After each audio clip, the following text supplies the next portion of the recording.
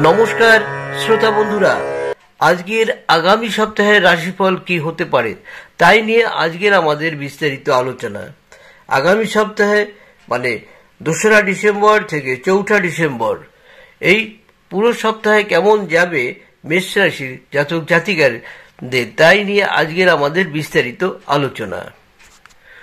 নমস্কার বন্ধুরা, শ্রোতা বন্ধুরা, আপনার চন্দ্র রাশি থেকে যদি বৃহস্পতি আপনার দ্বিতীয় ঘরে উপস্থিত থাকে, অর্থাৎ অর্থ জমি জমা সংক্রান্ত কোনো বিষয় আদালতে বিচারাধীন থাকে, তবে এই সপ্তাহে কিন্তু এই সিদ্ধান্ত আপনার পক্ষেই আসবে এবং অর্থনৈতিক যে দুর্বলতাটা ছিল সেটাও কিন্তু আপনি কেটে উঠতে পারবেন, অনেকটাই সফল হবেন অর্থের দিক দিয়ে। বন্ধুরা, এই সপ্তাহে কিন্তু আপনাকে এই সপ্তাহে যদি আপনি আমিষ খাবার খান তাহলে এই সপ্তাহে দুর্বলতা থেকে মুক্তি পাবেন। তবে এর জন্য ভালোভাবে বাইরে থেকে খাবার অর্ডার না করে ঘরে তৈরি করার জন্য প্রস্তুতি নিন এবং ঘরে তৈরি করে যে খাবার খাবেন তা আপনার পক্ষে অনেক ভালো। আর একটা অনুরোধ করব, খাওয়া দাওয়ার পরে কিছুক্ষণ হাঁটাচলা করুন, যা কম করে 30 থেকে 40 মিনিট। তবে দেখবেন আপনার খাওয়া দাওয়া যে খেয়েছিলেন সেগুলো হজম হয়ে যাবে, আপনার অনেকটা চাপ কমে যাবে, কিন্তু বাড়িতে একটি আনন্দের পরিবেশ তৈরি হবে, তাই মনের চাপও অনেক কমবে। আপনাকে অনুরোধ করা হচ্ছে এই গুরুত্বপূর্ণ সময় কিন্তু আপনি এই আনন্দের মধ্যে আপনিও ভাগ নিন। তাতে বন্ধুরা, এই সময় আপনি বুঝতে পারবেন আপনার ফ্যামিলিকে কঠোর পরিশ্রম করে একটি জায়গায় নিয়ে আসতে চাইবেন এবং সেটা আপনি সাকসেসও হবেন। আপনি সবসময় এমনিই ভাবেন যে পরিবারের কল্যাণ কি করে হয়, তাই কঠোর পরিশ্রম করলেই কিন্তু আপনার পরিবারের কল্যাণ আসবে।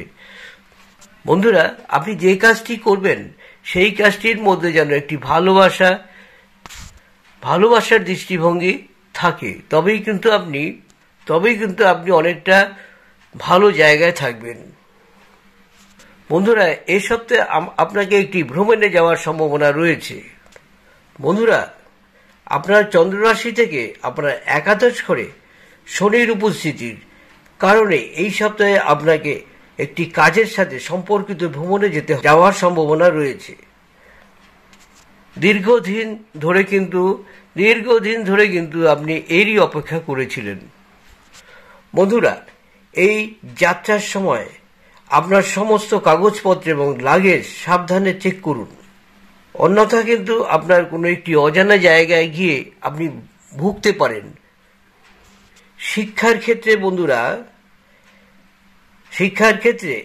পরীক্ষার জন্য প্রস্তুত করা শিক্ষার্থীরা তাদের পরীক্ষায় সাফল্য অর্জন করতে পারবেন।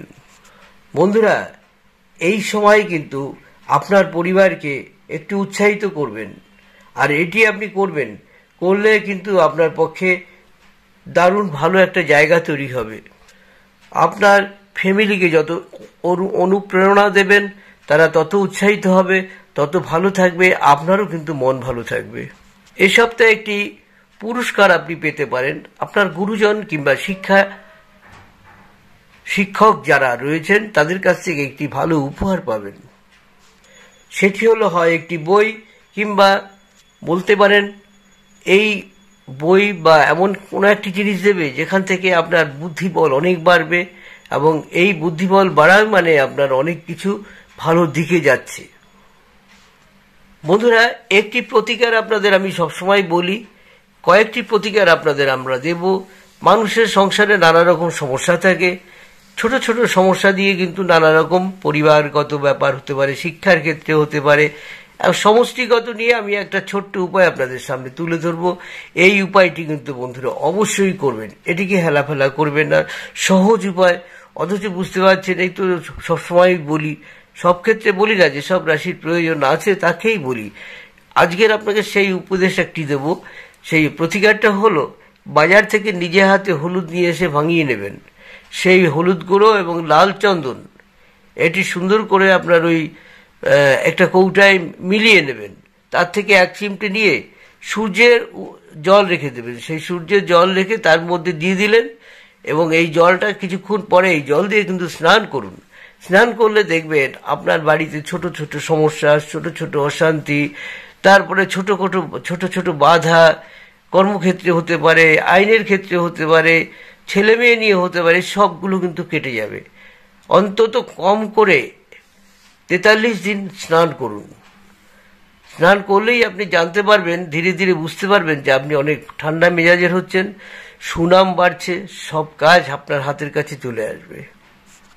এটি কিন্তু শুধু আমাদের মন গড়া নয় বন্ধুরা, এটি জ্যোতিষী শাস্ত্র থেকে উদ্ধার করা, আপনাদের সামনে তুলে ধরা, এবং আমরা প্র্যাকটিক্যাল মানুষকে দিয়েছি। তারা কিন্তু ম্যাক্সিমাম লোকে গুড রেজাল্ট পেয়েছে, কেউ মাঝারি রেজাল্ট পেয়েছে, ম্যাক্সিমাম গুড আর কিছু মাঝারি। বন্ধুরা, এবার একটি দামি জিনিস নেওয়ার কথা বলবো।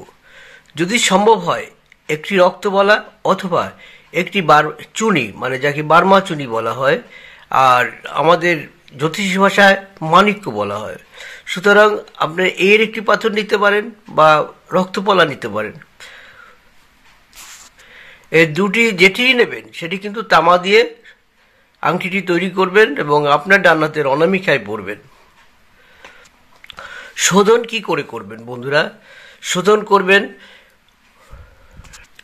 মঙ্গলবার বা রবিবার।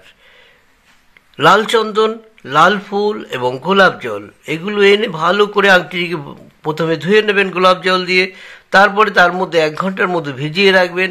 ভিজিয়ে রাখার পরে এইবারে আপনি জামা কাপড় মানে স্নান করবেন।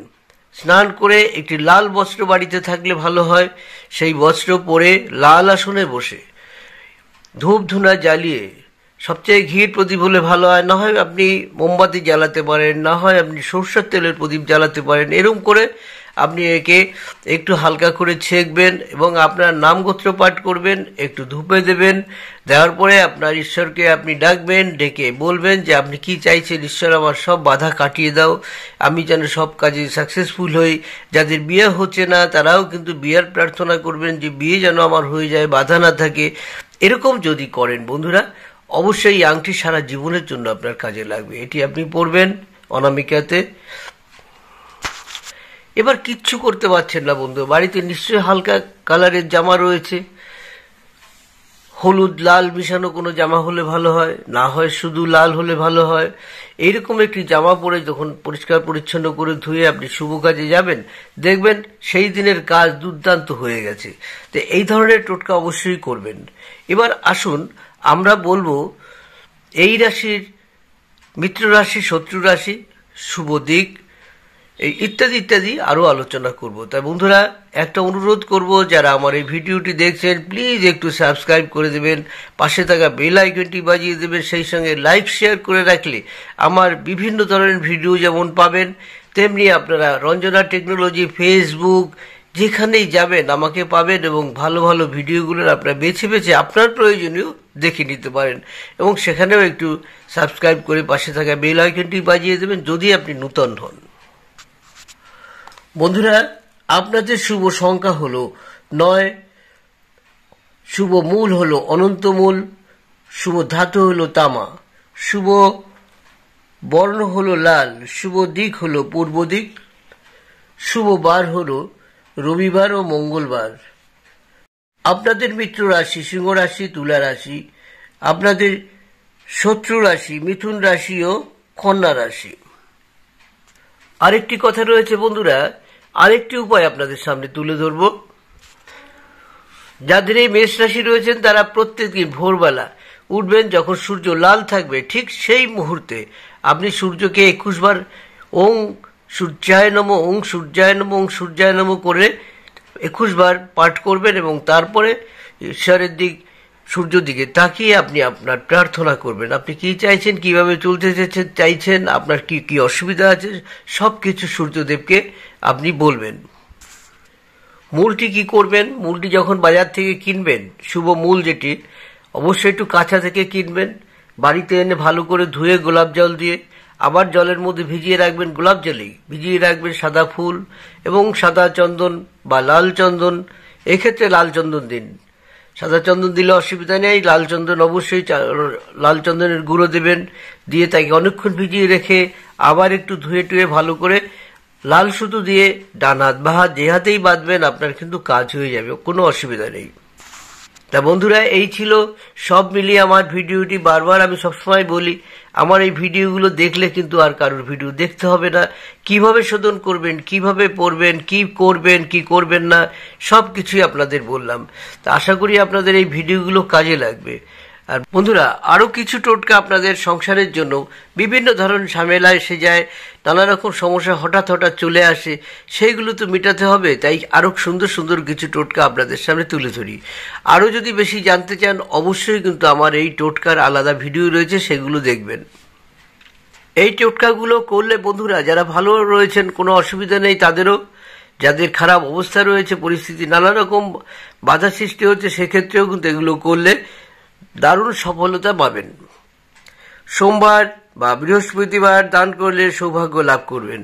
মেষ রাশির জাতক এবং জাতিকেরা, শাস্ত্রমতে এই 2 দিন দরিদ্র বাচ্চাদের দান করুন। গরিব বাচ্চাদের যা দান করবেন তা হলো চাল, গম ও গুড়। এগুলো দান করলে কিন্তু আপনার সৌভাগ্য বৃদ্ধি পাবে, বিভিন্ন বাধা কেটে যাবে। যাদের ভাগ্যে ভীষণ নানা রকম বাধা থাকে, তারা কিন্তু হাতির দাঁত ব্যবহার করতে পারেন। বাড়িতে সৌন্দর্যের জন্য সাজিয়ে রাখবেন, তাতে কিন্তু আপনার বাড়ির সৌভাগ্য বৃদ্ধি পাবে। নানান রকমের ঝামেলা সেগুলোও কেটে যাবে। সবসময় বাড়িতে একটা শান্তির পরিবেশ থাকবে। বসার ঘরেও রাখতে পারেন, কিংবা আপনি যে কোনো ঘরে রাখুন যেখান থেকে সকলের চোখে পড়ে, এমন একটি জায়গায় রাখুন। আমরা কিন্তু বিভিন্ন ধরনের ক্ষেত্রে, এগুলো সবই জ্যোতিষী শাস্ত্রের অনুসারে আপনাদের বললাম। জ্যোতিষী শাস্ত্রে এইসব উল্লেখ রয়েছে, এবং আমরা আমাদের যেসব আমার কাছে আসে তাদের কাছে এগুলো আমরা দেই, এবং তাদের অনেক উপকার পেয়েছে। তাই আপনাদেরও জানাচ্ছি, পাবলিকদের কাছে সকলে যাতে এগুলো করে আপনারা ভালো উপকৃত হতে পারেন। আর বন্ধুরা, আজকের এখানেই শেষ করছি। পরবর্তীকালে আমি আপনাদের বলে রেখেছি যে আমি কিন্তু সারা জীবনের কিছু ভিডিও আপনাদের সামনে তুলে ধরবো। 70-80 বছর পর্যন্ত ছোট ছোট ভিডিও করব, কিন্তু সারাংশ করে এমনভাবে তুলে ধরবো যা আপনাদের কাজে লাগতে পারে। তা বন্ধুরা, আজকের এখানে শেষ করছি। নমস্কার।